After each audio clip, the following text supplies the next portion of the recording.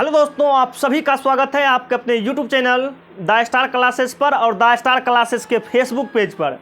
तो आज के इस वीडियो में आप लोगों को क्लास 10th फिजिक्स यानी भौतिकी का जो चैप्टर है प्रकाश का परावर्तन और अपवर्तन, उसी के बिहार बोर्ड में पूछे गए कुछ इंपॉर्टेंट क्वेश्चन को बताते हैं और क्वेश्चन के माध्यम से आप लोगों को कंसेप्ट को भी सिखाएंगे। और आप लोगों के लिए यह वीडियो बहुत ही महत्वपूर्ण है, क्या कि इसमें जो बताए गए क्वेश्चन है बिहार बोर्ड के एग्जाम में सभी क्वेश्चन पूछे गए हैं। तो आइएगा चलते हैं सीधे पहला क्वेश्चन पर। तो देख लीजिएगा पहला क्वेश्चन क्या है। क्वेश्चन आपका कहता है कि लेंस में मुख्य फोकस की संख्या कितनी होती है। लेंस में मुख्य फोकस की संख्या, लेंस में मुख्य फोकस की संख्या, ये 2022 में पूछा हुआ क्वेश्चन है। तो देखिएगा लेंस जो होता है मुख्य रूप से दो प्रकार का होता है, एगो उत्तल लेंस होता है, एगो अवतल लेंस होता है। उत्तल लेंस जो होता है, उत्तल लेंस को अभिसारी लेंस भी कहा जाता है, अवतल लेंस को अपसारी लेंस भी कहा जाता है। और लेंस में मतलब कोई भी लेंस हो, उत्तल लेंस हो या अवतल लेंस हो, इसमें मुख्य फोकस की संख्या दुगो होता है। मुख्य फोकस की संख्या क्या होता है? दुगो होता है। अब देखिएगा दो से क्या क्या बनने वाले हैं। आपसे पूछा जाएगा लेंस में मुख्य फोकस की संख्या दुगो। आपसे पूछा जाएगा प्रकाश के परावर्तन के कितने नियम हैं, तो ये भी दुगो। आपसे पूछा जाएगा प्रकाश के अपवर्तन के कितने नियम हैं, तो ये भी आपका दुगो हो जाएगा। ठीक है, आगे बढ़िए।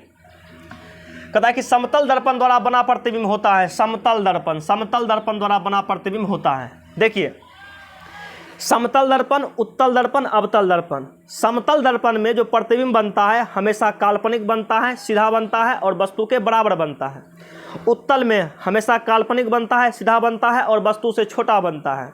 अवतल में काल्पनिक भी बनता है, वास्तविक भी बनता है, सीधा भी बनता है, उल्टा भी बनता है, छोटा भी बनता है, बराबर भी बनता है। तो इसमें पूछा है समतल दर्पण में। तो समतल दर्पण में जो प्रतिबिंब बनता है वो हमेशा काल्पनिक बनता है। हमेशा कैसा बनता है? काल्पनिक बनता है। ठीक है। और काल्पनिक प्रतिबिंब हमेशा कैसा होता है? सीधा होता है। काल्पनिक प्रतिबिंब हमेशा होता है सीधा। ऑप्शन में जो रहेगा उसको आप लोग खोज लीजिएगा बढ़िया से। आगे कहता है कि समतल दर्पण का आवर्धन क्या होता है। देखिएगा समतल दर्पण में प्रतिबिंब जो बनता है हमेशा काल्पनिक, सीधा और वस्तु के बराबर। और समतल दर्पण का आवर्धन जो होता है +1, +1, +1। प्लस का मतलब हुआ कि प्रतिबिंब काल्पनिक बन रहा है और 1 का मतलब वस्तु के बराबर ही प्रतिबिंब बन रहा है।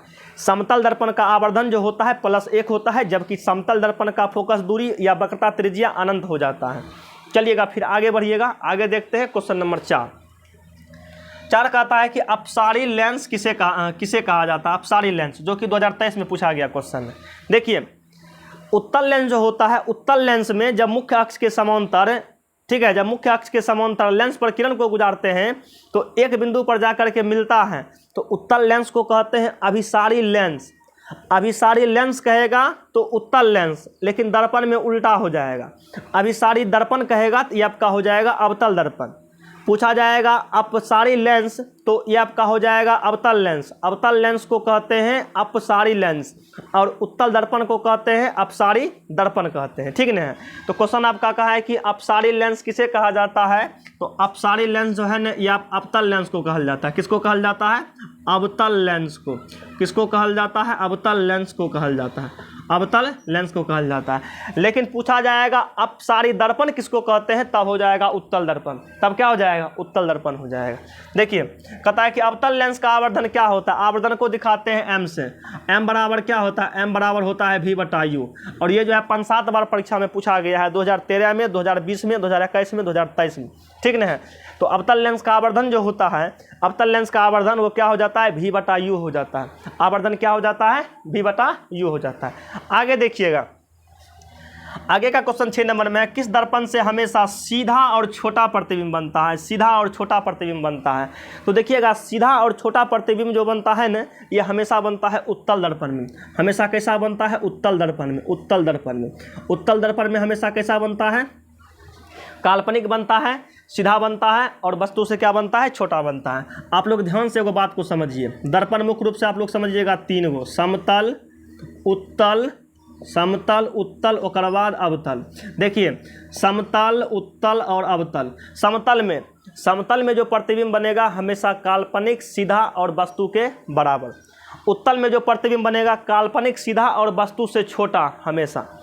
अवतल में बनेगा, काल्पनिक भी बनेगा, वास्तविक भी बनेगा, सीधा भी बनेगा, उल्टा भी बनेगा, छोटा बड़ा बराबर, इसमें सब तरह का प्रतिबिंब बनेगा अवतल में, ठीक ना है। इसलिए करके अवतल दर्पण का उपयोग भी, अवतल दर्पण का यूज भी बहुत अधिक जगह किया जाता है।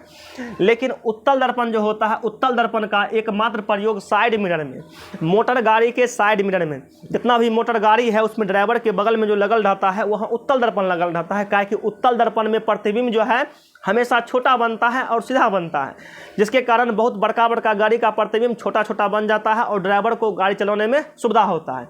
इसलिए करके मोटर गाड़ी के साइड मिरर में क्या कहते हैं, उत्तल दर्पण का प्रयोग किया जाता है। बाकी सभी जगह अवतल दर्पण का प्रयोग, जैसे आपसे पूछा जाएगा दाढ़ी बनाने में किस दर्पण का प्रयोग, अवतल दर्पण। हजामत बनाने में भी कौन दर्पण, अवतल दर्पण। सोलर कुकर में भी अवतल दर्पण। आँख के डॉक्टर, कान के डॉक्टर, नाक के डॉक्टर, दांत के डॉक्टर, गला के डॉक्टर, किसी भी प्रकार का डॉक्टर हो वो दर्पण जो उपयोग करते हैं अवतल दर्पण। सौर सेल में भी अवतल दर्पण, मोटर गाड़ी की सर्च लाइट में भी अवतल दर्पण, सर्च लाइट में भी अवतल दर्पण, सभी जगह किसका प्रयोग किया जाता है, अवतल दर्पण का प्रयोग किया जाता है। इस वीडियो में इतना तक रहने देते हैं, बाकी आप लोगों को एक क्वेश्चन दे देते हैं, आप लोग इसका जवाब दीजिएगा, ठीक है। आप लोगों को एक क्वेश्चन दे देते हैं, आप लोग इसका जवाब दीजिएगा। आपसे पूछा जाएगा कि निर्वात में प्रकाश की चाल कितना होता है। अगर आपको पता है कमेंट सेक्शन में कर दीजिएगा कमेंट, निर्वात में प्रकाश की चाल कितना होता है। बाकी मिलते हैं नेक्स्ट वीडियो में बहुत ही जल्द। जय हिंद।